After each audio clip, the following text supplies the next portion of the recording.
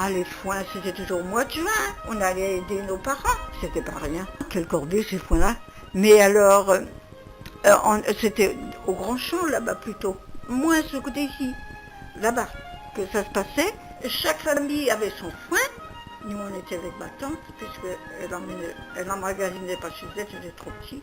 Alors, brouetté par brouetté, puis on mettait devant, là où encore sur la place, là, devant chez nous, tout le foin qu'on a. Puis il y avait des années de foin hein, quand il faisait beau. Alors donc, c'était la réserve pour l'alimentation pour les vaches, pendant l'hiver. Et puis, parce qu'il y avait des hivers durs à l'époque. Hein. Et donc le foin, oui, alors on mettait la brouettée par brouettée qui faisait des grands tas. Ils étaient auprès de la maison, mais il fallait les arrimer dans le grenier et bien les tasser. Et il faisait chaud. C'était pas rien. Avec la fourche, dis donc. Fourche par fourche. Pour mettre dans le grenier. Et puis, il y en avait pour des heures, hein. Fallait finir avant 11h du soir.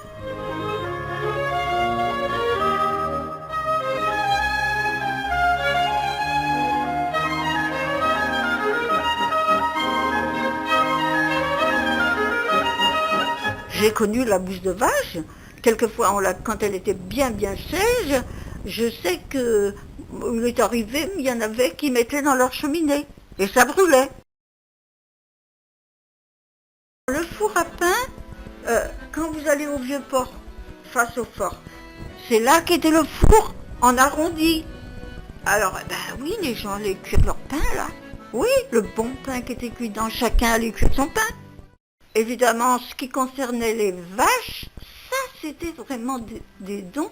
Et on se demandait pour des bêtes comment elles s'orientaient comme ça. Bon, elles étaient vraiment séparées. Hein. Tu n'aurais pas trouvé par chez nous qui s'appelait le sud. Et le village par là, tout ça, c'était le nord. Donc, pour les vaches.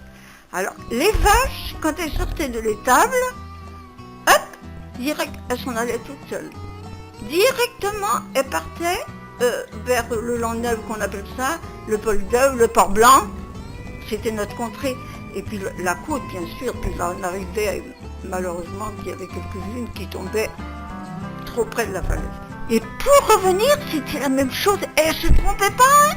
Et pas de mélange, hein. T'aurais pas trouvé une vache ni un veau par là, hein. C'était vraiment une horloge, nos vaches qui rentraient, parce que, et puis elles savaient l'heure, hein.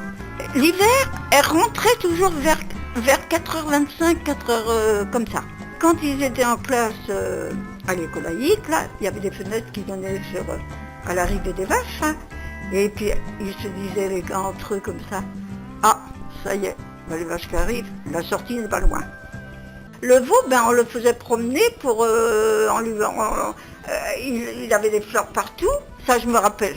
Ah, je me rappelle de ça, pour lui faire le tour du village, avant de le tuer quand même.